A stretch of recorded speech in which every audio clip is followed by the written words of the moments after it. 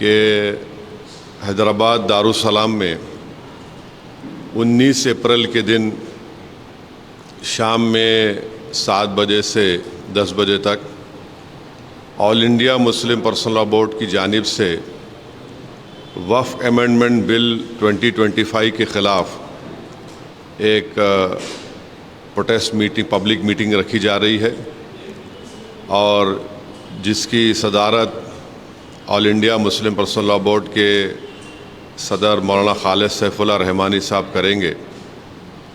और इस protest public meeting में जो all India Muslim personal law board की तरफ से की जा रही है उसमें तेलंगाना और आंध्र प्रदेश के मुस्लिम पर्सनल लॉ बोर्ड के मेंबर्स, तेलंगाना और आंध्र प्रदेश के बड़े बड़े मुस्लिम ऑर्गेनाइजेशंस जिसमें जमीयतुल उलमा भी है, जमात इस्लामी भी है और मशाइखीन इस प्रोटेस्ट पब्लिक मीटिंग में हिस्सा लेंगे।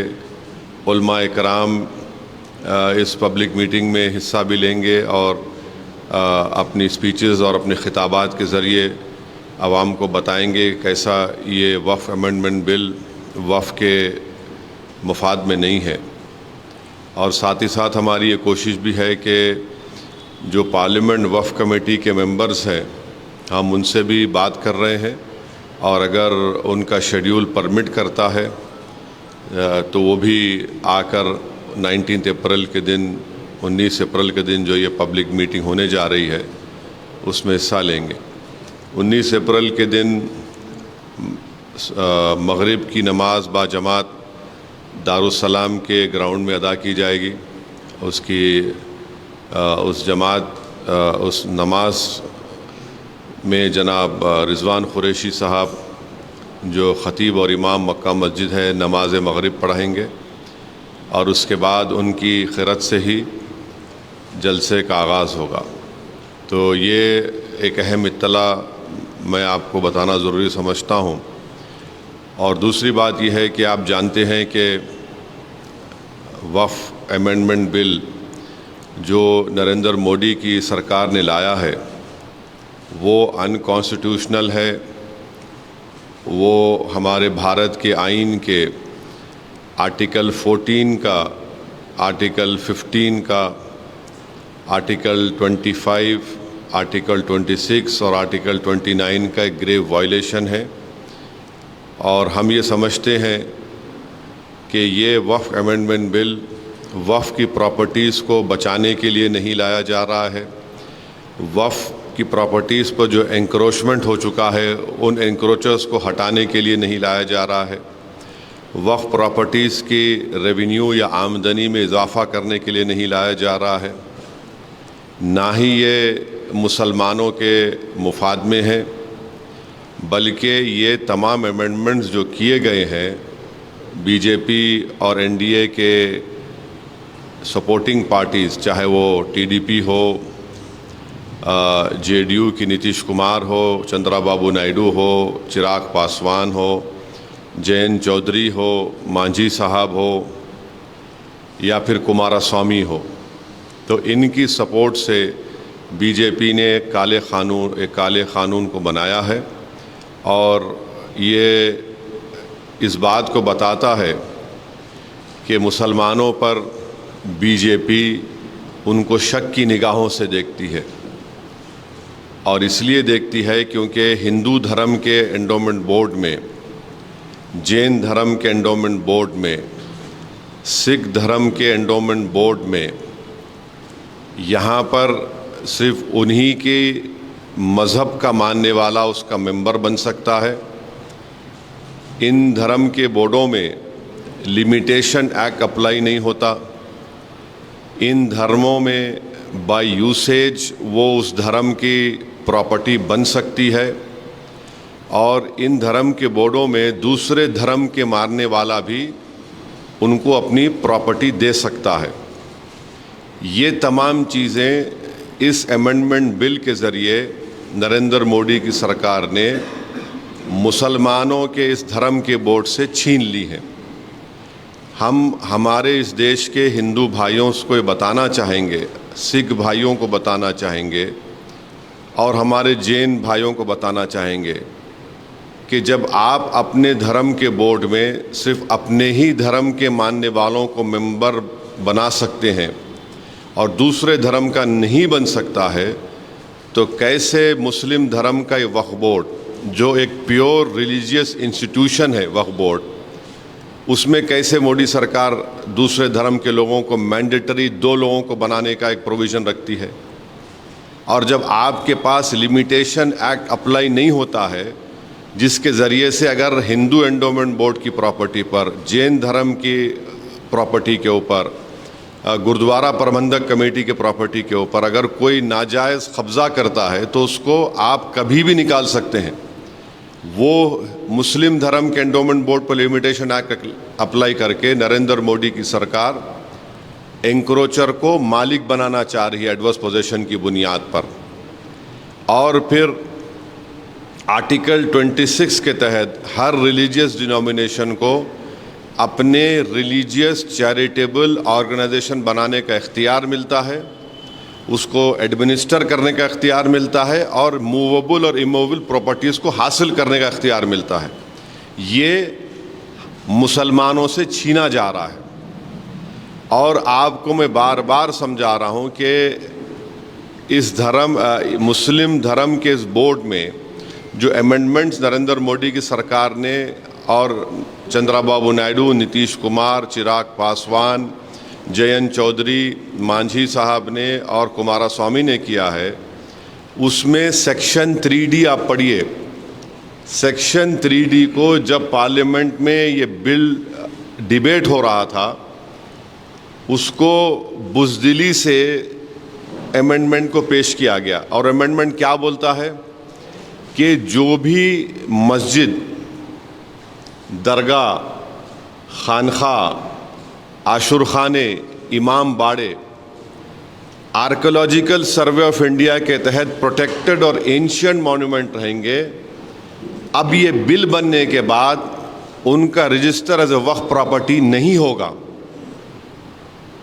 अब आप मेरे को बताइए, सच्चर कमेटी में 180 प्रॉपर्टीज़ जो सच्चर कमेटी ने, आप उसके लास्ट पेजेस देखिए, आखिरी के 8-10 पेजेस में 180 प्रॉपर्टी सच्चर कमेटी ने कहा कि ASI के इलीगल ऑक्यूपेशन में है। इस सेक्शन 3D के तहत हम उस 180 प्रॉपर्टीज़ को खो देंगे, जिसमें मस्जिद भी है, खानखाएँ भी हैं, कब्रस्तान भी है, दरगाहें भी हैं, सब है। अब इसका इफ़ेक्ट ये भी होगा कि संभल की मस्जिद अब वक्फ की प्रॉपर्टी नहीं रहेगी। मैं डायरेक्ट चैलेंज कर रहा हूं भारत के प्रधानमंत्री को कि आप, मेरा सवाल आपसे है, आप जब अमेंडमेंट ये ला चुके हैं, कानून बना चुके, तो क्या संभल की मस्जिद अब वक्फ की प्रॉपर्टी रहेगी? क्या ज्ञानवापी की मस्जिद वक्फ की प्रॉपर्टी कहलाएगी? क्या मथुरा की मस्जिद वक्फ की प्रॉपर्टी कहलाएगी? जितने भारत में ASI प्रोटेक्टेड एंशिएंट मॉन्यूमेंट्स है, उसके एक्ट के तहत उसको बोलते ASMR एक्ट,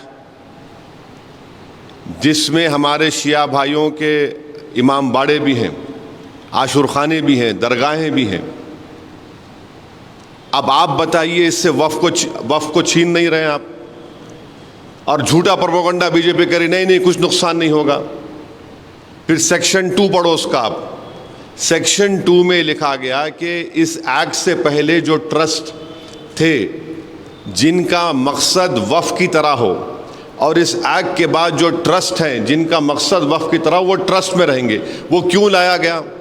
वो इसलिए लाया गया, अमित शाह पार्लियामेंट में बोले कि हम ये सेक्शन 2 को इसलिए लाए क्योंकि हमारे बोरा मुस्लिम भाइयों को इससे फ़ायदा हो सके।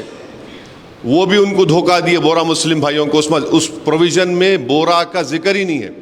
ये इसलिए लाया गया क्योंकि भारत का जो सबसे दौलतमंद आदमी है, जो खोजा यतीम खाने को ख़रीद कर अपना आलीशान बंगला तामीर किया, इस सेक्शन 2 से सबसे पहला फ़ायदा उस शख्स को होगा, सबसे पहला फ़ायदा उसको होने वाला है। दूसरा, इस बिल में ये कहा गया कि अगर वक्फ बीजेपी प्रोपेगेंडा कर रही है, नहीं वक्फ बाय यूजर नहीं है, वक्फ बाय यूजर है, परेशान मत हो, क्यों हो रहे हैं, ओवैसी झूठ बोल रहा है। देखिए, हिंदू धर्म में by usage, temple by usage, मठ बाय यूसेज उस धर्म की प्रॉपर्टी बन जाती है। और हिंदू धर्म के जो बहुत बड़े जूरिस्ट है, उनका नाम है B.K. मुखर्जी। B.K. मुखर्जी एक जज थे, और B.K. मुखर्जी की किताब में उन्होंने क्लियरली लिख दिए कि हिंदू धर्म में बाय यूसेज वो उस डीटी की या मूर्ति की या उस मंदिर की प्रॉपर्टी या मठ की प्रॉपर्टी बन सकती है। अब मोदी सरकार जो है इतना गंदा काम किया है, मैलिफाइड है, कि ये बोल रहे हैं कि अगर वक्फ बाय यूसेज रहेगा, मगर अगर डिस्प्यूट होगा या फिर गवर्नमेंट प्रॉपर्टी होगी तो वक्फ बाय यूसेज नहीं होगा। अब मैं अगर वक्फ मेरी प्रॉपर्टी है, मैं अपनी गवर्नमेंट के खिलाफ अगर वक्फ बाय यूसेज को इस्तेमाल नहीं करूँगा तो किसके खिलाफ इस्तेमाल करूँगा? डिस्प्यूट क्या है? डिस्प्यूट कोई भी क्रिएट कर देगा, कोई भी जाके बोल देगा मेरी प्रॉपर्टी है। तो जब वक्फ बाय यूज खत्म हो जाएगा, और बार बार आपसे कह रहा हूं, ये सरकार झूठ बोल रही है।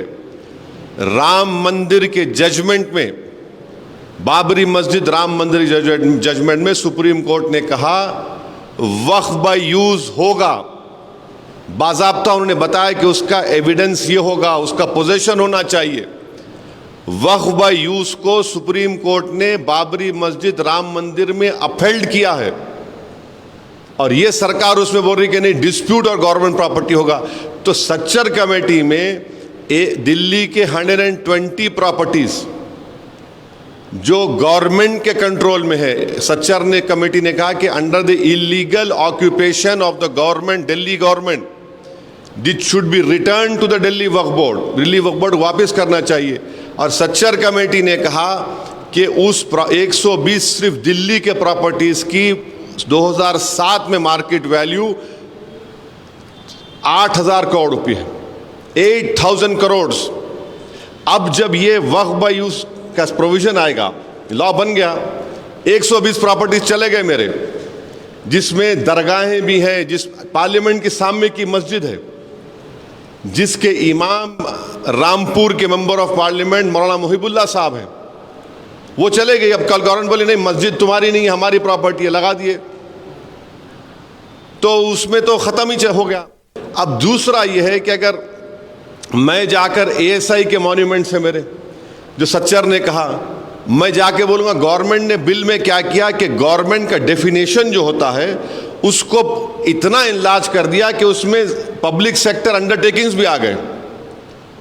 अब मैं जाके बोलूंगा भाई मेरी है, तो बोलेंगे हम वक्फ बाय यूज खत्म कर दिया, आपके डॉक्यूमेंट नहीं है। अगर वक्फ बोर्ड जाकर बोलेगा वक्फ बाय यूज मैं इस्तेमाल कर रहा हूं, कोई खाबिज है, इंक्रोचर है, तो गवर्नमेंट बोलेगी नहीं हम तो लिमिटेशन एक्ट अप्लाई कर दिए, 12 साल के बाद उन्हें मालिक बन गया। कौन सा ऐसा प्रोविजन है जिससे वक्फ बोर्ड को फायदा पहुंचेगा, हमको बताइए। हम तो लूज कर रहे हैं हमारे पूरे प्रॉपर्टीज को, वक्फ की प्रॉपर्टीज को। आप सेक्शन 3D ला लिए, सेक्शन 2 ला लिए, सेक्शन 3C कर दिए, डेजिग्नेटेड ऑफिसर। अब डेजिग्नेटेड ऑफिसर कौन होगा बताइए? मेरा गवर्नमेंट से झगड़ा चल रहा, कई जमीनों पे कब्जा है गवर्नमेंट का, तो दुनिया का उस इंसाफ का उसूल ये है कि कोई भी अपने केस में जज नहीं बन सकता। आप क्या कर रहे हैं? डेजिग्नेटेड ऑफिसर गवर्नमेंट अपॉइंट करिए, गवर्नमेंट एग्जीक्यूटिव का हिस्सा है। हमारे देश में, वतन अजीज में, theory of separation of powers हमारे कॉन्स्टिट्यूशन के बेसिक स्ट्रक्चर का हिस्सा है कि कोई भी अपने केस में जज नहीं बन सकता। डेजिग्नेटेड ऑफिसर गवर्नमेंट नॉमिनेट करेगी, वो किसके हक में फैसला करेगा? वो अगर आप ईमानदार थे तो आप बोलना था कि अगर ऐसे झगड़े होंगे तो कोर्ट तय करेगा, आप कोर्ट को भी निकाल दिए डेजिग्नेटेड ऑफिसर। यानी हर एतबार से मुसलमान अपनी जायदादों को खोने जाएंगे। किरण रिजिजू का कल वीडियो देखा मैं, इतना झूठ बोल रहे वो, कुछ नहीं होगा। अरे आप कानून बना के छोड़ रहे हैं सेक्शन 3C के तहत। अब तो उत्तर प्रदेश में तो उन्हें छीनना चाह रहे। उत्तर प्रदेश में 91% of Sunni Waqf board property जो है वो वक्फ बाय यूज की है, पूरे गायब हो जाएंगे। सेक्शन 3D के तहत क्या संभल की मस्जिद वक्फ की प्रॉपर्टी है या नहीं है? बताओ, सिंपल क्वेश्चन कर रहा हूं मैं। तो ये सब इसलिए लाया जा रहा है ताकि मुसलमानों के रिलीजियस प्रॉपर्टीज को और उस धर्म के जो प्रॉपर्टीज है उसको उनसे छीन लिया जाए। और अफसोस की बात यह है कि चंद्राबाबू नायडू की सरकार तिरुमला तिरुपति देवस्थानम में एम्प्लॉयज जो नॉन हिंदू है उनको निकाल रही है। तिरुमला तिरुपति देवस्थानम का एक्ट ये कहता है कि जो टीटीडी का मेंबर होगा वो हिंदू धर्म का होना चाहिए। बोर्ड में आप एम्प्लॉयज को निकाल रहे हैं हिंदू नहीं है बोल के, और यहां पर आप मोदी के अनकॉन्स्टिट्यूशनल ब्लैक लॉ की सपोर्ट करके कह रहे हैं कि मुस्लिम धर्म के बोर्ड में आप नॉन मुस्लिम को रखेंगे। देखिए कितनी हिपोक्रेसी है चंद्रबाबू नायडू की। एम्प्लॉयज का जिक्र नहीं है, टीटीडी के मेंबर्स, उनका कमिश्नर, और बार बार बोलते हैं कि नहीं वक्फ की प्रॉपर्टी पे कब्जा हो रहा। तो 2014 में मुख्तार अब्बास नकवी ने जब उस वक्त के मिनिस्ट्री ऑफ माइनॉरिटी अफेयर्स थे, उन्होंने एंक्रोचमेंट निकालने का बिल पेश किया था, illegal occupants on Waqf property. क्यों इस सरकार ने उस बिल को वापस ले लिया? क्यों लिया आपने वापस? आप उसको रखते, उसमें ऐड करते, अपनी ईमानदारी को दिखाते।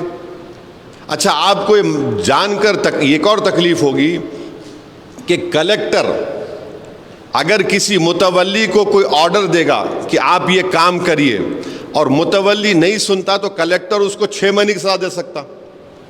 अगर कलेक्टर किसी मुतवल्ली को बोलेगा कि तुम नमाज में अज़ान नहीं देना, मेरा ऑर्डर है,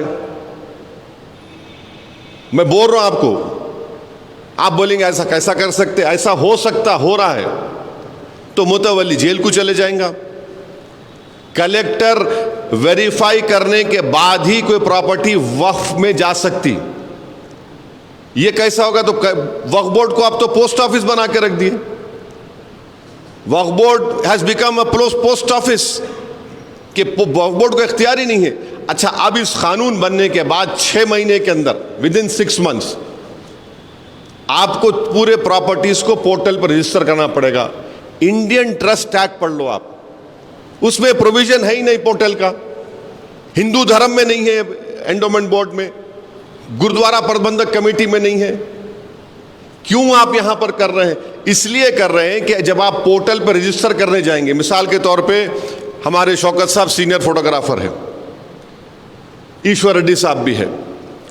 अब शौकत साहब एग्जाम कोई प्रॉपर्टी को रजिस्टर करने जा रहे हैं पोर्टल के ऊपर कि भाई ये वक्फ है, तो फौरन कोई भी रोड चलता आदमी बोलेगा नहीं नहीं शौकत की प्रॉपर्टी नहीं है, रजिस्टर नहीं होना।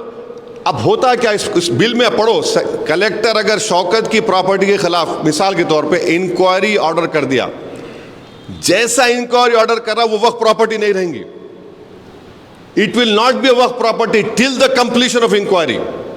अब इंक्वायरी कंप्लीट करने का कोई टाइम लिमिट ही नहीं है, तो कलेक्टर साहब क्या करेंगे? इंक्वायरी ऑर्डर कर दिए, बैठे आराम से बैठे रहो, मैं तो वक्फ प्रॉपर्टी लूज कर दिया। क्या इस तरह का प्रोविजन हिंदू धर्म के एंडोमेंट बोर्ड में नहीं है? क्या इस तरह का प्रोविजन गुरुद्वारा प्रबंधक कमेटी में नहीं है? जैन धर्म में है? नहीं है। यहां पर क्यों लाए फिर आप? अब पोर्टल पे चढ़ेंगे, जैसा कोई नहीं नहीं, अरे ये तो है ही नहीं भाई, वक्फ की नहीं है, चलो कलेक्टर साहब ऑर्डर कर दिए इंक्वायरी, इट वक्फ प्रॉपर्टी नहीं रहेंगी। कोई भी ऑब्जेक्शन डाल सकता है जाके। सेक्शन 3C पढ़ो आप, एनी पर्सन, अरे कौन होगा भाई, कुछ तो रहना, लोकल स्टैंड है, कुछ नहीं डालो। तो जितने इसके जो 48 या 49 अमेंडमेंट्स है, ये कोई इसका वक्फ से ताल्लुक नहीं है। और इन्होंने एक प्रोविजन क्रिएट कर दिए कि अगर किसी को वक्फ से निकल के ट्रस्ट बनाना है तो ट्रस्ट बना लो। कहाँ इसका फायदा होने वाला है वक्फ बोर्ड को? और मिनिस्ट्री ऑफ माइनॉरिटी अफेयर्स का एक वेबसाइट पे जाओ आप लोग, कौमी तरक्याती स्कीम है 22-23 में, मेरे ख्याल से अगर गलत मेरा मेमोरी सही है तो कुछ 17 करोड़ अलॉकेट हुए, 3 करोड़ रिलीज करें, 1 करोड़ खर्चा नहीं हुआ उसमें। इसमें कौन आके, मैं आके रोका था। 10 साल से आप सरकार में है ना, ये स्कीम 10 साल से आप क्या खर्चा करें बताओ? तो ये अच्छा फिर ये बोल रहे कि हम 2 महिलाओं को मेंबर बना रहे। इतना झूठ बोलते हैं लोग। 95 एक्ट में आप पढ़ो, स्टेट वक्फ बोर्ड में और सेंट्रल वक्फ काउंसिल में, उसमें क्या लिखा हुआ है? अंग्रेजी का वर्ड लिखा हुआ है, एटलीस्ट 2 वुमेन, एटलीस्ट 2 वुमेन, और वो मुस्लिम होना चाहिए, नंबर 1। इन्होंने क्या कर दिए? शैल बी 2, माने यहां वहां पर पहले क्या था? कम से कम 2 से बढ़ भी सकते थे, इन्होंने 2 कर दिए खाली। फिर उसमें आप क्या कर रहे? सेंट्रल वक्फ काउंसिल में 22 मेंबर्स हैं, जिसमें से 11 नॉन मुस्लिम बना सकती सरकार। स्टेट वक्फ बोर्ड में 11 मेंबर होंगे, जिसमें से 7 नॉन मुस्लिम को बना सकते और 4 मुसलमान रहेंगे। अब इलेक्शन नहीं होगा स्टेट वक्फ बोर्ड का, एमपी कैटेगरी का इलेक्शन होता था, एमएलए का, बार काउंसिल का, मुतवल्ली का। गवर्नमेंट नॉमिनेट करेंगी। अब जब गवर्नमेंट नॉमिनेट करेंगी, क्यों करेंगे? प्रोविजन क्यों लेके आए? जब नॉमिनेट करेंगे तो वक्फ बाय यूज है, कोई खाबिज है, समझे आप? तो गवर्नमेंट जब बोलेंगे नहीं ये वक्फ बाय यूज खत्म हो गया, ये गवर्नमेंट प्रॉपर्टी हो गई, एनक्रोचर मालिक बन गया। गवर्नमेंट जब कलेक्टर है फैसला लेंगे तो ये वक्फ बोर्ड सब खाली गूंगे अंधे बन के जी हुजूर बोलेंगे। नॉमिनेट ये लोग करेंगे ना, नॉमिनेट को ऐसे लोगों को नहीं करेंगे जो ईमानदारी से काम करेंगे, जो उनको थाली बजाएंगे, जो उनके सामने लेट जाएंगे, उनको ही बनाएंगे ना। तो इसीलिए नॉमिनेशन लेके आ रहे स्टेट वक्फ बोर्ड में और सेंट्रल वक्फ काउंसिल में। आप ये बताइए कि अगर कोई प्रॉपर्टी रजिस्टर हो गई वक्फ बोर्ड में, और एक अमेंडमेंट बता रहा हूं, तो उसको चैलेंज करने का टाइम 1 साल का है। इन्होंने क्या कर दिए? 2 साल कर दिए, माने लड़ते रहो। और एक झूठ जो गवर्नमेंट बीजेपी बोल रही कि नहीं, वक्फ ट्राइब्यूनल के जजमेंट के खिलाफ कोई कोर्ट को नहीं जा सकता था। आप सुने होंगे, कोर्ट को नहीं जा सकते। कैसे? कितना झूठ बोल रहे। भारत में 14 या 20 ऐसे ट्राइब्यूनल है, चाहे जिसमें मशहूर इनकम टैक्स ट्राइब्यूनल, एनजीटी का ट्राइब्यूनल, रेलवे क्लेम्स ट्राइब्यूनल, आपके ऐसे 14-15 ट्राइब्यूनल्स है, जिसके जजमेंट के खिलाफ आप हाई कोर्ट जा सकते, मगर रिव्यू पिटीशन डाल सकते, रिव्यू पिटीशन। और जब हाई कोर्ट जाता तो हाई कोर्ट पूरा रिकॉर्ड देख सकता। अब आप क्या बोल रहे? नहीं, रिव्यू नहीं, अपील होगा। अपील माने पूरे एक कोर्ट में पूरे भारत में लाखों केसेस पेंडिंग है, लाखों, और कॉन्स्टिट्यूशन के प्रोविजन के तहत ट्राइब्यूनल बनाया गया। ये बोलते नहीं, ट्राइब्यूनल का झूठ बोले, हमारे हिंदू भाइयों को देश में झूठ बोल दिए। नहीं, कोई जा ही नहीं सकता ट्राइब्यूनल। अरे जा सकता बाबा, एनजीटी का ट्राइब्यूनल के जजमेंट के खिलाफ, इनकम टैक्स का ट्राइब्यूनल, रेलवे क्लेम्स ट्राइब्यूनल, आप रिव्यू डालते हाई कोर्ट में। कौन रोक रहा? कोई रोक नहीं सकता किसी को। नहीं, पूरे देश में प्रोपेगेंडा कर दिया, जा ही नहीं सकते थे, हम कर दिए। अरे क्या करें आप? अब ट्राइब्यूनल का 95 एक्ट में डिस्ट्रिक्ट जज को अपॉइंट करता था chief justice of the high court. जैसा हैदराबाद का ट्राइब्यूनल है, ये तेलंगाना, उसको तेलंगाना हैदराबाद हाई कोर्ट के सीजीआई अपॉइंट करते थे। जब वो अपॉइंट करते थे तो उनके एडमिनिस्ट्रेटिव कंट्रोल में रहता आदमी हो, डिस्ट्रिक्ट जज। अब आप क्या बोल रहे? रिटायर्ड को बना सकते। जब रिटायर्ड को बनाएंगे तो उन्हें तो chief justice of high court के एडमिनिस्ट्रेटिव कंट्रोल में नहीं रहेगा। कौन सा ऐसा प्रोविजन है जो मुसलमानों के फायदे में? हमको बताओ। और आप बोल रहे ओबीसी को हम लाके डालेंगे। अरे भाई साहब, जिस पार्टी में 2014, 2019, 2024 में कितने मुसलमान जीत के आपके पास बताओ? अब तो 240 में चंद्राबाबू नायडू की पार्टी, नीतीश कुमार की पार्टी, चिराग पासवान की पार्टी, जयंत चौधरी की पार्टी और मांझी की पार्टी, कुमारस्वामी की पार्टी, एक मुसलमान नहीं है इनके पास। और इन्हों चले हम मुसलमानों की मोहब्बत में काम करें। एक मुसलमान मिनिस्टर नहीं है आपके पास।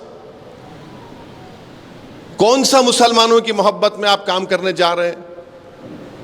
तो ऑल इन ऑल ये है कि ये वक्फ की बर्बादी के लिए, मस्जिदों को, दरगाहों को, खानखाओं को छीनने के लिए। और आखिरी अमेंडमेंट की बात कर रहा हूं, एक वक्फ बाय इवैक्यू प्रॉपर्टी होते, यानी जो लोग भारत को छोड़ के चले गए दूसरे कंट्री को, जाने से पहले वो बोले ये मेरी प्रॉपर्टी है, मैं वक्फ कर रहा हूँ, उसको वक्फ करके चले गए। और ख़ास तौर से इन पर्टिकुलर एग्जाम्पल दे रहा हूँ आपको, हरियाणा में, पंजाब में ऐसे, मैंने, अगर मैं गलत नहीं कह रहा हूँ, बल्कि हज़ारों एकड़ के करीब या 100 एकड़ करीब ऐसे ज़मीनात हैं, उसका रेवेन्यू आता पंजाब हरियाणा, पंजाब के वक्फ बोर्ड को, हरियाणा के वक्फ बोर्ड को। अब वो प्रोविजन को ओमिट करके आप क्या बोल रहे हैं, कस्टोडियन उसका टेक केयर करेगा। तो वक्फ से निकल गई ना प्रॉपर्टी, वक्फ से निकल गई प्रॉपर्टी। वो क्यों करे आप? वो किसको रियल एस्टेट को फायदा पहुंचाना चाह रहे, बताओ आप? ये ऑल इन ऑल है। मैं इतना लंबा और बोल सकता हूं, मगर जो बेसिक, जो अहम अमेंडमेंट जो गवर्नमेंट करी है, जिससे वक्फ को बर्बाद करने की पूरी कोशिशें की जा रही है, हम इसके खिलाफ एहतजाज कर रहे हैं। All India Muslim personal law board ने जो फैसला लिया है, हम उसकी तायीद करते हैं। और हम एक ही अपील करेंगे कि जहां कहीं भी जिस किस्म का प्रोटेस्ट हो, आप उसमें उसको कामयाब करिए, और सबसे अहम बात ये, उसको पीसफुल रखिए और अपना प्रोटेस्ट रजिस्टर कराइए। हम अभी भी हम देश के प्रधानमंत्री से ये अपील कर रहे हैं कि आप इस पर गौर करिए। आप ये कानून सिर्फ भारत के संविधान के खिलाफ भी बना रहे हैं और अपनी आइडियोलॉजी को इस देश पर मुसल्लत कर रहे हैं। आपकी आइडियोलॉजी तो इंडियन नेशनलिज्म होनी चाहिए, आपकी आइडियोलॉजी तो संविधान होना चाहिए। जब हिंदू धर्म के लोगों के लिए, सिख धर्म के लोगों के लिए जो चीज़ अच्छी है, वो मुस्लिम धर्म के लोगों के लिए खराब कैसे हो जा रही है, हमको बताइए। ये हमको आपको इत्तला देना था। अगर आपके कोई सवालात है तो आप बारी बारी से मुझसे पूछ सकते, मैं इंशाल्लाह कोशिश करूँगा उसका शॉर्ट में जवाब देने के लिए। हाँ, अमित शाह अपनी स्पीच में और पार्लियामेंट की जो वक्फ कमेटी है उसकी रिपोर्ट में लिखा गया कि ये प्रोविज़न हम बोरा कम्युनिटी के लिए ला रहे हैं, सेक्शन 2 का, मगर उस प्रोविज़न में उनका नाम ही नहीं है ना मैडम। उनको धोखा दे दिया आप। क्योंकि देखिए, बोरा जो मुस्लिम होते, उनके जो स्पिरिचुअल हेड होते, उनको वो दाइल मुतलक कहते। तो उनके जितने वक्फ प्रॉपर्टीज होते उसमें मुतवल्ली नहीं होता, सिर्फ उनके दाइल मुतलक, माने उनका जो जैसा मुफद्दल साहब है वो ही हो सकते। आप उनका नाम लेके उनके खंधे पर रख के तोप चला दिया आप, मगर उनको ही नहीं दिया कुछ भी। आप प्रोविजन में जिक्र आना ना, उनका नहीं दिया, उनको नहीं है जिक्र उनका। और उसमें गवर्नमेंट सेक्शन 2 से एक रूट बना दी, अगर आपको वक्फ से निकलना है तो ट्रस्ट बना लो। आप एक्ट बना रहे ना, वक्फ को प्रोटेक्ट करने का एक्ट बना रहे, मगर गवर्नमेंट क्या बोल रही है, बेटा ये रास्ते से निकल सकता है, निकल जा। तो पतली गली बोलते हैं, हैदराबाद में क्या बोलते हैं, पतली गली से पकड़ ले। वो पतली गली से रास्ता बता रहे आप।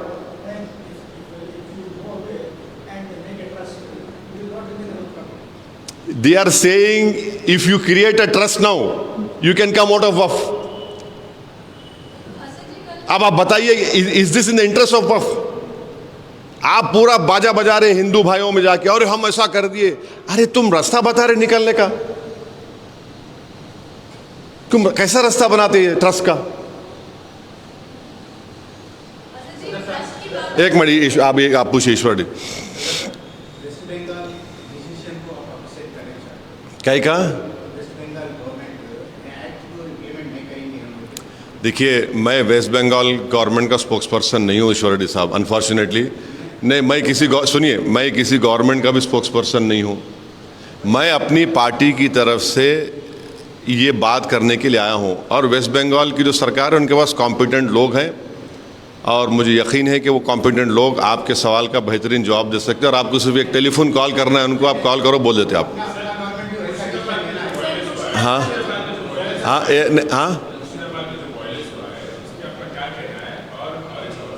एक बात सुनिए, मेरे को मालूम था आप पूछेंगे बात, क्योंकि आपने, आपके ऊपर के लोग बोले आपको, मेरे कहीं जा रहे तो पूछो बोल के। हम ये पूछ रहे कि जो डेमोलिशन हो रहा बुलडोजरों से, कभी उसका भी तो चला दो तुम्हारे चैनल पे। अरे कहाँ चला है बाबू?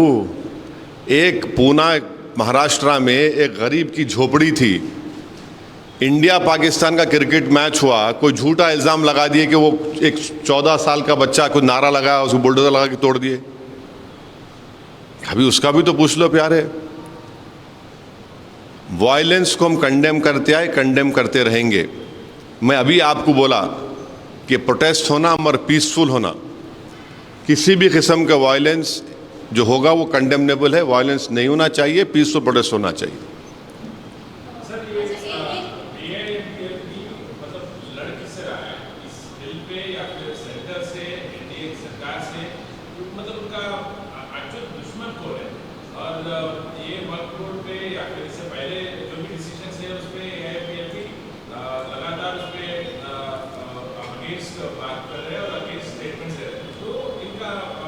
नहीं, तुम्हारे ज़रा मैं समझ में नहीं आता, अंग्रेजी में पूछ लो मेरे से, अच्छा रहता, मैं क्लैरिटी से बोल सकता हूँ। वरना नहीं, तुम जो बोल रहे ना डबल मीनिंग आ रहा उसमें, तो तुम ज़रा इंग्लिश में पूछ लो, क्लैरिटी से पूछ लो, मैं बोलता हूँ।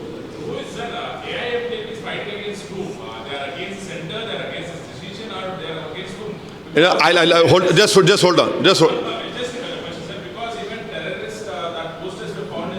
हाँ?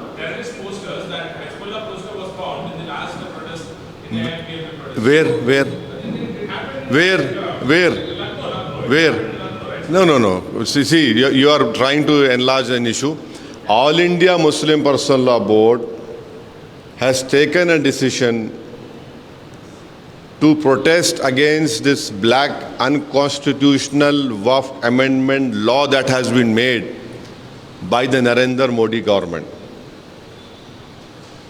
That is the decision that has been taken, and they have called for protest till Bakrid. And then on 22nd of this month, let me check the exact date. On the 22nd of this month, in Talkotora Stadium also there is going to be a protest meeting. And to answer your question, who made this law? It is the government of India, of the Prime Minister's government, Narendra Modi government has made this law. So we are protesting against this government also. अम्मा कुछ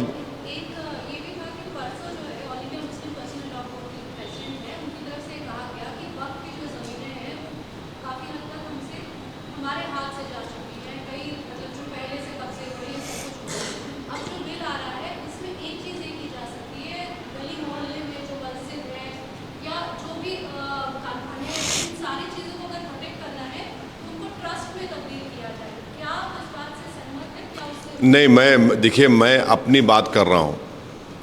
मैं personal law board ने सुनिए personal law board के spokes person है, वो आपके सवाल का जवाब देंगे। मैं अपनी बात कर रहा हूँ। मैं पार्लियामेंट में जो बोला हूँ और पार्लियामेंट की जो जॉइंट वर्किंग कमेटी में जो हमारे डिलिब्रेशंस हुए, जो हम अपनी बात को रखे, और मेरी जो डिसेंट रिपोर्ट है जो 122 पेजेस के ऊपर मुश्तमिल है।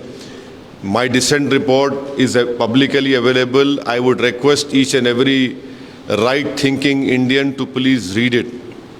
उसको पढ़िए आप। मैं यकीन जानिए, आप उसको पढ़ेंगे तो मुझे यकीन है कि आपके दिलों में जो शक और शुबा है, जो सस्पिशंस हैं, जो गलत फहमियाँ हैं, वो क्लियर हो जाएगा। और ये बार बार बीजेपी बोलती है अरे नहीं ये लोग तो जहाँ दस्ते रखे इनकी वक्फ हो जाती। कोई होता क्या ऐसा? बोलिए आप। दस्ती रखे तो वक्फ क्यों हो जाती? मैं दस्ती नहीं रखा, मैं पार्लियामेंट में 20 साल से पढ़ रहा हूँ। पार्लियामेंट नमाज में मेरी हो गई पार्लियामेंट, 20 साल से पढ़ रहा हूँ पार्लियामेंट नमाज में, कोई कोने में जाके। अगर टाइम मिला तो सामने मस्जिद चले जाता हूँ। बाद वक्त डिबेट्स ऐसे चलते पार्लियामेंट में कि आपको स्पेशली मगरिब का टाइम कम रहता आपके लिए, तो आपको पार्लियामेंट में हम कोने में पढ़ते। मैं नहीं बल्कि हमारे असराउल्लाह कासमी मरहूम जनाब बर्क साहब, ऐसे कई एमपीज़ को हम तो बाद कोने में साथ पढ़ लेते थे। क्योंकि आप जब अपने घर से दूर जाते तो सफ़र की नमाज होती, खसर बोलते, कम नमाज छोटी हो जाती हो, तो मेरी हो जाती पार्लियामेंट। तो कोई समझने की बात तो होना ना। और ये आप बोल रहे नहीं आपकी प्रॉपर्टी वक्फ कर सकते, आपकी प्रॉपर्टी वक्फ हुई ना। आप एएसआई कब बना? एएसआई कब बना? 1880 में एएसआई बना ना। अब मक्का मस्जिद जब बनी ASI था क्या वहां पे? चार मीनार जब बना जब ASI था क्या? लाल किला जब बना ASI था क्या? कुतुबशाही मस्जिदें अपने हैदराबाद में ईश्वर रेड्डी साहब देखे जब ASI था क्या? वो क्या था? वक्फ बाय यूसेज है, बाय यूसेज वक्फ है वो। आज आप बोल रहे नहीं ASI में आ गया तो मेरी हो जाती, वक्फ की नहीं थी। ये तो नाइंसाफी है ना। ये तो अब छीन रहे मुझसे आप मेरी प्रॉपर्टी को। संभल का केस चल रहा, पूरा संभल का केस चल रहा, आज आप लॉ बना दिए नहीं, it is not a Waqf property. What will remain of the Sambhal masjid then? ऐसे कई आप जो काम नहीं कर सकते थे ये लॉ से कर रहे हैं पूरा।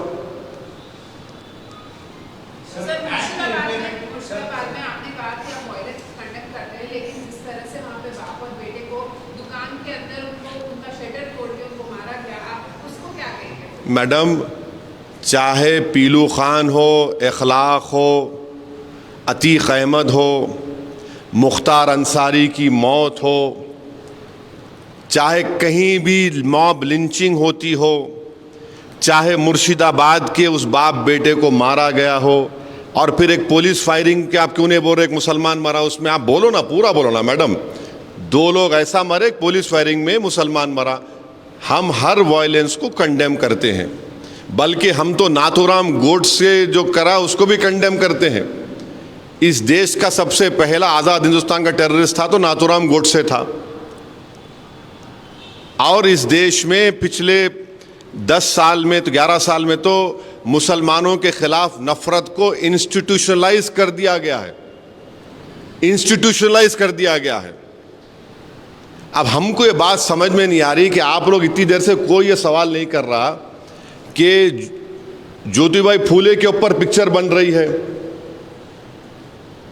और उस पिक्चर में ये फैक्ट है कि दलितों के ऊपर जुल्म हुआ, हो रहा है और होता रहेगा।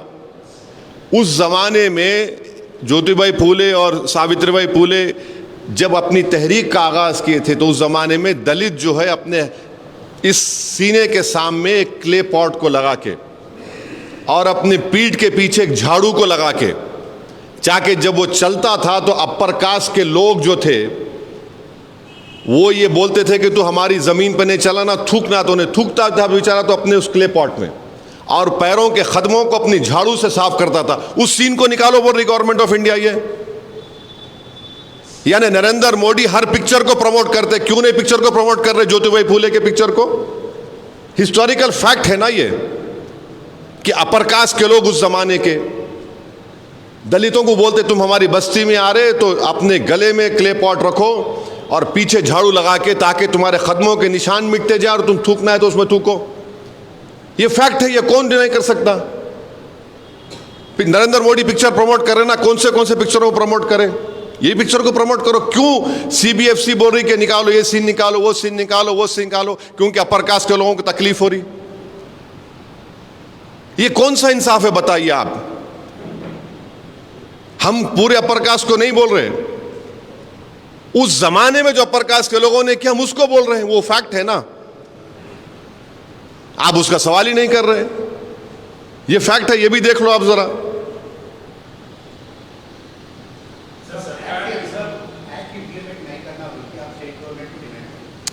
अरे अभी तो बात करेंगे, all India Muslim personal law board से बात करेंगे, वो लोग क्या डिसाइड करेंगे हम देखेंगे।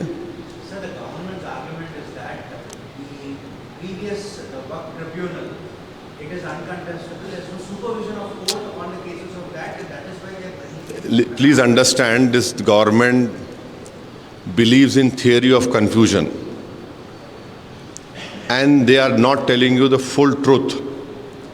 The full truth is that there are many tribunals in our country which are formed under an article of the Constitution, and any of the decisions or judgments that a tribunal has been gives, you file a review petition in the High Court, right? You don't file an appeal. But this government has deliberately told, especially to the majority Hindu community, that this Waqf board decision cannot be challenged in court. A review itself is a challenge, isn't it? आप review डाल रहे तो क्या आपको high court नहीं जा रहे आप?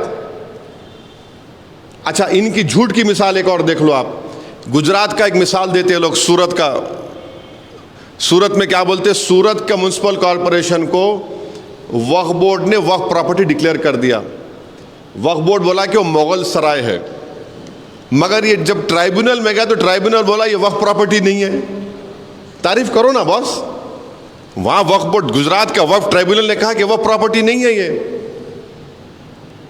तो ट्राइब्यूनल का जजमेंट को आपको तकलीफ नहीं हो रही। जब यानी आपके फेवर में आया तो अच्छा, आपके खिलाफ गया तो बुरा। तो आप किस तरह की जुडिशरी चाह रहे हैं? और ट्राइब्यूनल का, वक्फ ट्राइब्यूनल का जो अभी जो 95 एक्ट में सिटिंग डिस्ट्रिक्ट जज appointed by the CGI Chief Justice of that High Court will always be under the administrative control of the High Court of the Chief Justice. Now you are saying retired judge. Can he be under the administrative control of the Chief Justice of that particular state High Court? No, because he's a retired judge. And as a politician, as a member of elected member of Assembly and Parliament, and you as esteemed journalists know that whenever government appoints this inquiry commission headed by retired judge, with all due respect to them, either the reports don't come or they take a very long time to come. आप देख लो, मेरे को अच्छी तरह याद है, मैं इन retired जजेस के सामने गया, मैं आपको बोल रहा हूं, आपके मक्का मस्जिद में बॉम्ब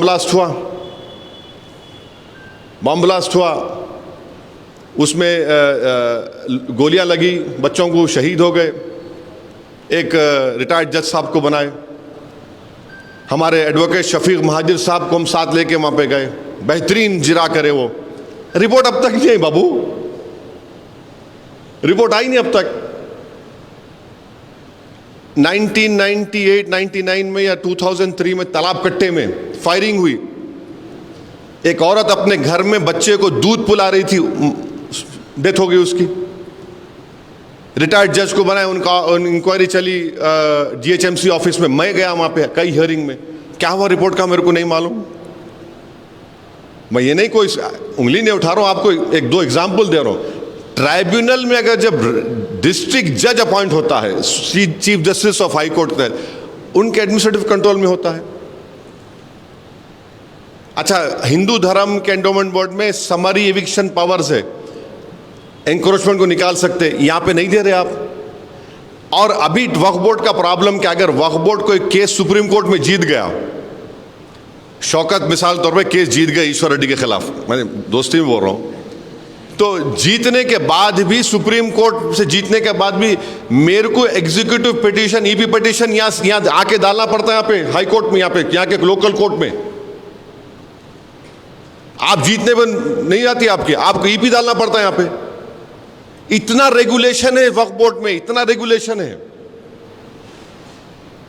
अच्छा, कैसा वक्फ होता, वक्फ कैसा होता, अगर शौकत अपनी प्रॉपर्टी दे रहे, वक्फ बोर्ड को लेटर लिखते, वक्फ बोर्ड क्या करता, सर्वे कमिश्नर का काम एक्सपर्टीज है, सर्वे कमिश्नर कलेक्टर से ऊपर है, सर्वे कमिश्नर उस जगह पे जाके सर्वे करने से पहले पब्लिक को बोलता मैं जा रहा हूं यहाँ पे, प्रॉपर्टी शौकत की है नहीं है बोलो, वहां जाके सर्वे करते, डॉक्यूमेंट्स देखते, उसके बाद सर्वे कमिश्नर सेटिस्फाई तो चीफ सेक्रेटरी को लेटर लिखते, चीफ सेक्रेटरी गजट इशू करता। अब क्या हो गया, आप कलेक्टर करेंगे, और कलेक्टर क्या करेंगे, कलेक्टर भाई, अगर आप वीरप्पा मौली की एडमिनिस्ट्रेटिव रिफॉर्म कमेटी रिपोर्ट पढ़िए, उसमें वीरप्पा मौली की रिपोर्ट ने कहा कि कलेक्टर को और बर्डन मत करो आप। और कलेक्टर तो गवर्नमेंट अपॉइंटी है ना भाई, उन्हें सर्वे करने जाएंगे। अब क्या होगा, शौकत बोलेंगे मेरी प्रॉपर्टी है, तो कलेक्टर बोलेगा नहीं शौकत साहब ठहरो जरा, उन्हें बोलेंगे कौन ऑब्जेक्ट कर रहे, जाके ऑब्जेक्ट कर दे, खत्म, सर्वे भी नहीं होता, नहीं इनकी प्रॉपर्टी नहीं है। अरे क्या है भाई, आप कौन सा काम कर रहे वक्त के लिए, हम पूछना चाह रहे। तो ये चीजें हैं।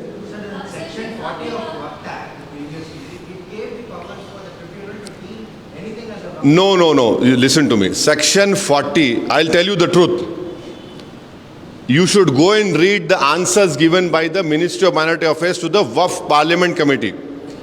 In last 30 years, Section 40 has been used in only 500 odd cases. and out of that 500 odd cases only 8 people have gone to the court. अगर 30 साल में 500 ऑड केसेस में सेक्शन 40 इस्तेमाल हुआ जो सीओ के पावर्स है, और सेक्शन 40 तमिलनाडु के हिंदू एंडोमेंट बोर्ड में भी है, तेलंगाना हिंदू एंडोमेंट बोर्ड में भी, आंध्रा हिंदू एंडोमेंट बोर्ड में भी है, जब वहां पे अच्छा है तो यहां खराब कैसा हो गया प्यारे? अच्छा क्यों खराब हुआ बोलता हूं आपको मैं। अब आप सुनो, सेक्शन 40 के तहत जब भारत के सबसे दौलतमंद आदमी ने खोजा ऑर्फनेज की वक्फ प्रॉपर्टी को खरीद लिया, तो महाराष्ट्र स्टेट वक्फ बोर्ड के 2 सीओज ने 2 सीओज लेटर लिख के बोले कि ये वक्फ की प्रॉपर्टी है, वक्फ कैन नॉट बी एलियनेटेड, तो उनका ट्रांसफर कर दिया उन्होंने। इसीलिए सेक्शन 40 निकाल रहे। पार्लियामेंट कमेटी को आंसर दिए, आई कैन प्रूव इट, मैं लाना था आपको बता। 30 साल में 500 बार या 500 ऑड बार सेक्शन 40 इस्तेमाल हुआ, उसमें से सिर्फ 8 लोग कोर्ट को गए उसके खिलाफ, वो कामयाब है नहीं। अच्छा सेक्शन 40 क्यों जरूरी है? मुसलमानों में वक्फ वाल औलाद होता, वक्फ वाल औलाद यानी अगर कोई मेरी वक्फ की प्रॉपर्टी है, मैं बोलता हूं कि वक्फ का मतलब क्या है, मैं अल्लाह को मालिक बना रहा हूं, ऑलमाइटी अल्लाह, यानी हिंदू बोलते हैं मैं भगवान को दान दे रहा हूं या डीटी को दान दे रहा हूं।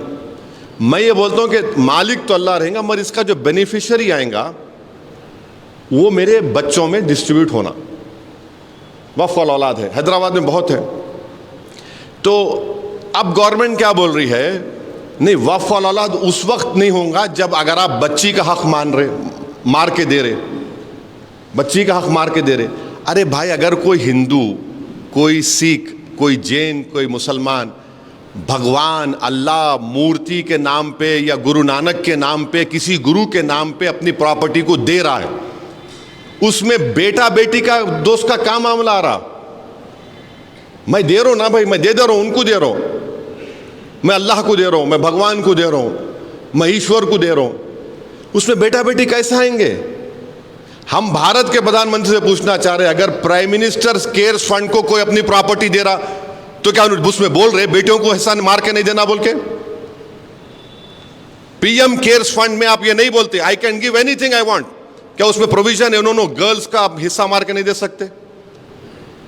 आप क्यों रोक रहे भाई? मैं अल्लाह के नाम पे दे रहा हूं ना, आप बोल रहे नहीं बच्चों का हिस्सा मार के नहीं देना। अरे बच्चों का हिस्सा कैसा जब मैं अल्लाह के नाम पे दे रहा हूं तो? अच्छा फिर अगर आपको इतनी फिक्र है बीजेपी को बेटियों की, हिंदू धर्म में एक्वायर्ड सेल्फ प्रॉपर्टीज जो होती हैं, ईश्वर रेड्डी साहब अगर आप चाहे तो अपनी जो भी आपके छोटी प्रॉपर्टी होंगी, बड़े दौलतमंद नहीं है मैं जानता हूं, आप अपनी पूरी प्रॉपर्टी अपनी एक बेटे को एक बेटी को दे सकते हैं, या उनको छोड़ के आप महल्ले में किसी को भी दे सकते हैं, उस पर कोई प्रोविजन नहीं है। या और मुसलमानों में क्या, मुसलमानों में अगर किसी को 2 बच्चे हैं मिसाल के तौर पे, तो मैं एक को 1/3 से बढ़ के नहीं दे सकता हूं, लीगली 1/3 से बढ़ के नहीं दे सकता हूं मैं किसी को भी। रोशन साहब नहीं दे सकते आप, आपकी property you can not give more than 1/3। आप वहां पे निकलाओ ना, क्यों वहां पे हिंदू धर्म में आप बोल रहे कि विल पावर आपका नहीं, by will you can give it. यानी आप देखते जाओ इनके जो नाइंसाफियां हो रहे हैं, ये कहां कितना टारगेट कर रहे हैं मुसलमानों को।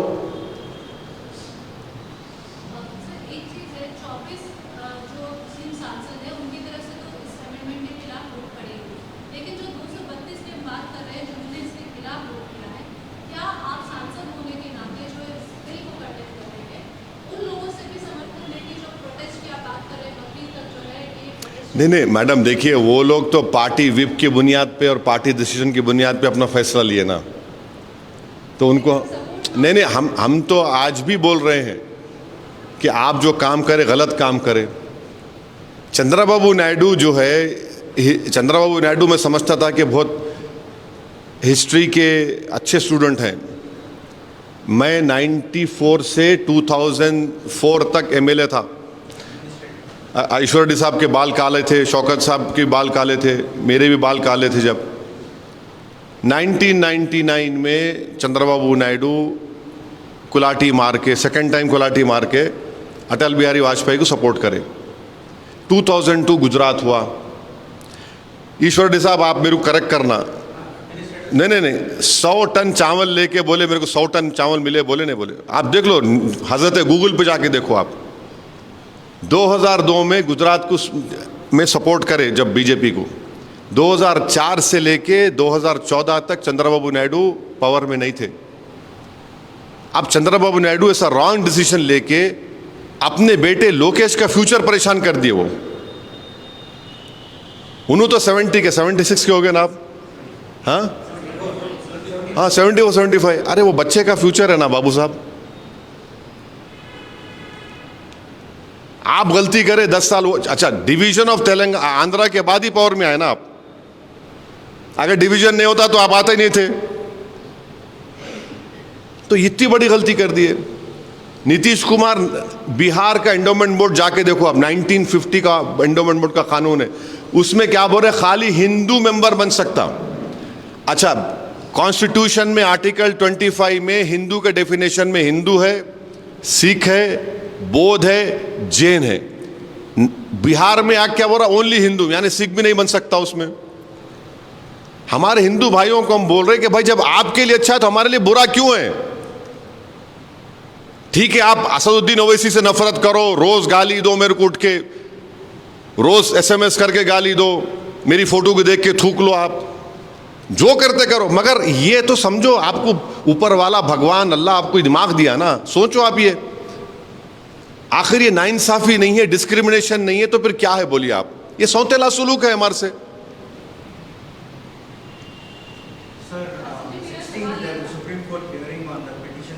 So now it is going. I cannot. No, I'm just asking. Decided to go for why it is against the constitution parliamentary rights. But the dispute is also there by TMC and few parties that the JPC rules were violated. Why not approach in that panel as well? See what happened. It's not JPC first. It was Joint Working Committee. Now what has happened in the committee? That report has been given to the Parliament. How can the Supreme Court tell this happened in JW? Usually Supreme Court and courts will not interfere into the internal working of a legislature. We have theory of separation of powers. और कुछ सवालात नहीं है तो ख़त्म करेंगे। कुछ हाँ, कुछ नहीं है ना आप लोगों को? 1 to 1 नहीं होने वाला है, सुन लो आप। 1 to 1 नहीं होना, पूछना है तो पूछ लो। मैं 1 to 1 नहीं करने वाला हूँ। हम हमारे लोकल हैदराबाद के कोई आप लोग चैनल चलाते माशाल्लाह, आप लोगों का रीच बहुत ज़्यादा है, बोलो कुछ है, कोई पूछना है तो बोलो। कहाँ सिद्दीक में नहीं आए?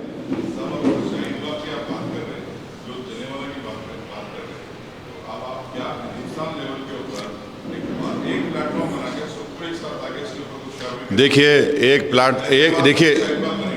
एक platform all India Muslim personal law board, जिसमें हर मकतब फ़िक्र के, हर मसलक के लोग, ज़िम्मेदार लोग उसके मेंबर हैं। यहाँ पर 1.5 ईंट की दीवार उठाना है, मस्जिद बनाने का चक्कर नहीं है। All India Muslim personal law board हमारे लिए एक मुअज़्ज़ज़ ऑर्गेनाइजेशन है और उनका जो फ़ैसले हुआ है हम उस फ़ैसले की तायद करना चाहिए। और आप एहतजाज को पुरअमन रखिए और कोशिश ये करिए कि हमारे हिंदू धर्म के भाइयों को, उन बहनों को, सिख हमारे भाई बहन को, जैन भाई बहनों को हम ये बताएं कि जब आपके लिए अच्छा है तो हमारे लिए बुरा कैसे हो सकता है? बोलो भाई। हाँ, अब देखिए, अब तो शरबत जिहाद हो रहा है। लव जिहाद से शुरू हुआ, ज़मीन जिहाद हो गया, अब शरबत जिहाद हो रहा है। जॉब जिहाद था। अरे क्या है रे भाई, मीठा है वो, पीते पियो, नको नको पियो। अब उसको भी नहीं, शरबत जिहाद। अरे क्या है भाई ये? कहानी, आप कितनी नफरत पैदा करेंगे मुसलमानों के खिलाफ? अरे आपको अपना प्रोडक्ट बेचना है, बेचो, मगर उसमें जिहाद क्यों लेके आ रहे भाई उसमें आप? अरे कैसा होगा ऐसा अगर आप इस मुल्क को ऐसा चलाएंगे? विकसित भारत हम बनना चाह रहे, हम भी बनना चाह रहे विकसित भारत। आप विकसित भारत ऐसा बनेंगे जिस देश की 18 करोड़ आबादी को इस तरह जलील और रुस्वा करके, उनके ईमान पर हमला करके, उनकी मस्जिदों को छीनने करे, कैसा विकसित भारत बनेगा? हम कैसा चीन से मुकाबला करेंगे? और टैरिफ का तो देखो आप, मैं टैरिफ का सबसे पहले आदमी था, टैरिफ के बारे में बोला था। अभी टैरिफ का देखो तमाशे होने वाले हैं। कितना परेशानी होने वाली है डेयरी इंडस्ट्री को देखो आप। अब वो बायलैटरल एग्रीमेंट होगा, सितंबर तक पहला उसका होगा, अल्लाह को मालूम क्या क्या होने वाला है।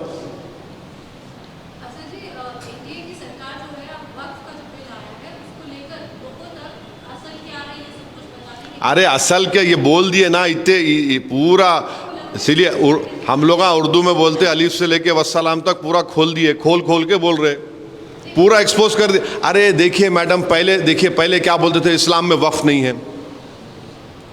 अरे कुरान में इन्फाक के ऊपर मेरे ख्याल से 70 ज़्यादा आयतें हैं, प्रॉफिट मोहम्मद सल्लल्लाहु अलैहि वसल्लम की हदीस हैं। अरे कोई पार्लियामेंट में एक बीजेपी के मेंबर खड़े को बोले ये मुस्लिम कंट्री में वक्फ नहीं है, ये मुस्लिम कंट्री में वक्फ नहीं है, उसमें नहीं है। सबसे पहली बात तो ये है कि भारत की तुलना आप उनसे क्यों कर रहे हैं? आपको उनसे उतनी मोहब्बत क्यों हो गई? भारत एक डेमोक्रेसी है, यहाँ पर अंबेडकर का दिया हुआ संविधान है, और जिस कंट्रीज का नाम ले रहे झूठ इतना, वहाँ भी वक्फ है। मैं आप लोगों के इत्तला के लिए बता रहा हूँ, हमारे बर्क भी बैठे हुए हैं, आप नजफ करबला गए ना, अब आप, मैं झूठ बोल रहा हूँ तो मेरे को झूठ है बोल देना, क्या वहाँ पर पानी के कुएं नहीं है हज़रत अली के वक्फ किए हुए? 1400 साल पुराने हज़रत अली जब खलीफा थे, खलीफतुर राशिदीन हज़रत अली मुर्तज़ा जो खलीफा थे, उन्होंने वक्फ करे कुओं को पानी के, अब तक है, अब तक है। सिंगापुर में वक्फ है, मालूम आपको? सिंगापुर, मलेशिया छोड़ो, सिंगापुर में वक्फ है, टर्की में है, मोराको में है, कहाँ नहीं है? नहीं है। नहीं, वो मोहम्मद गौरी आया था। अरे इस्लाम प्रॉफिट मोहम्मद सल्लल्लाहु अलैहि वसल्लम से हम सीखे, मोहम्मद गौरी से नहीं सीखे हम। नहीं वो, अरे इस्लाम में है, वो एसेंशियल रिलीजियस प्रैक्टिस है मुसलमानों के लिए। अब उन्होंने आया था, आप देखो कैसा कंफ्यूजन है। अमित शाह प्रॉफिट मोहम्मद की का जिक्र करे सल्लल्लाहु अलैहि वसल्लम का, उनके पार्टी के लोग दूसरी बात बोल रहे हैं। उन्हें बोलने के बाद एक उनका टॉप मोस्ट लीडर कोई बात बोला तो कम से कम उस पर तो कायम रहना ना, उस पर भी कायम नहीं है। उनकी स्पीच के बाद उनके कई लोग सुन रहा था एमपीज को, उनके खिलाफ ही बोल रहे हैं, अमित शाह को वो लोग कॉन्ट्रडिक्ट कर दिए। आप स्पीचेस पढ़ो उन लोगों के। माने ये अगर इस तरह की नफरत आप में है मुसलमानों के ताल्लुक से, तो फिर आप अपनी कॉन्स्टिट्यूशनल ड्यूटी को नहीं निभा पाएंगे। Thank you. तो आप लोग आइए 19 तारीख के दिन प्लीज, सब आप लोग।